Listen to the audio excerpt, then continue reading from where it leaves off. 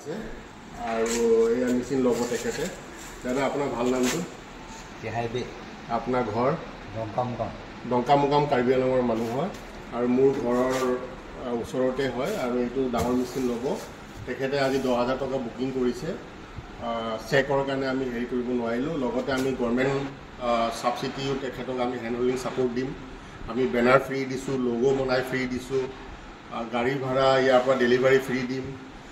আজি কিবা অসুবিধা বশতৰ কাৰণে আমি আজি ল'ব নোৱাৰিলোঁ।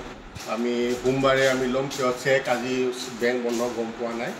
আৰু তেখেতৰ ল'ৰাও আহিছে, এইজন ল'ৰা হয়। আৰু এইখিনি আমাৰ বস্তু। কেনেকৈ লাগিছে আমাৰ তাত আহি পিনে আপোনাৰ? বঢ়িয়া আছে, ভাল লাগিছে। ভাল লাগিছে। আৰু এইটো মেচিনটো আপোনাৰ অসমৰ ভিতৰত 2 নম্বৰী 1 নম্বৰী চব আছে, কিন্তু আমি ভালটো দিছোঁ কিয় আমাৰ মাৰ্কেটটো যাতে ভাল হয়।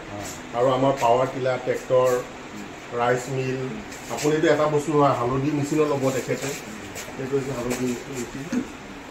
হালধি মেচিন ল'ব। তাৰপাছত এইটো মেচিন ল'ব। এইটো আপোনাৰ হৈছে ঘাঁহ কাটা। এইটো ঘাঁহ কাটা লগতে তেখেতে আমাৰ পৰা 4টা মেচিন ল'ব। এইটো ডাঙৰ মেচিন, মোটামুটি 1,90,000 টকামানৰ মেচিন ল'লে। হালধি মেচিন ল'লে, ঘাঁহ কাটা মেচিন ল'লে, আৰু তেখেতে আৰু ইণ্ডাষ্ট্ৰী বঢ়াই যাব।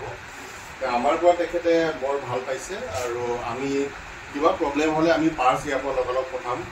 আৰু ইয়াতে মোৰ ছাপোৰ্ট বনাই থাকিব। আৰু লগতে আমাৰ হৈছে এডভান্স হৈছে যে আমি গভৰ্ণমেণ্ট ছাপোৰ্ট দি আছোঁ। আৰু তেখেতৰ লগৰ ইণ্ডাষ্ট্ৰী যাতে উন্নতি হওক, মানুহে কাম পাব। আৰু অসমৰ সকলো ৰাইজক আমি এই সহায় কৰিম। অসমৰ পোনপ্ৰথমে আমাৰ কোম্পানীৰ পৰা এইটো সহায় কৰি আছে। ইয়াতে আহি যোগাযোগ কৰিব। নম্বৰ আমি দি দিম ভিডিঅ' তলত, আপোনালোকে পাই যোগাযোগ কৰিলে এইখিনি পাই যাব। ধন্যবাদ।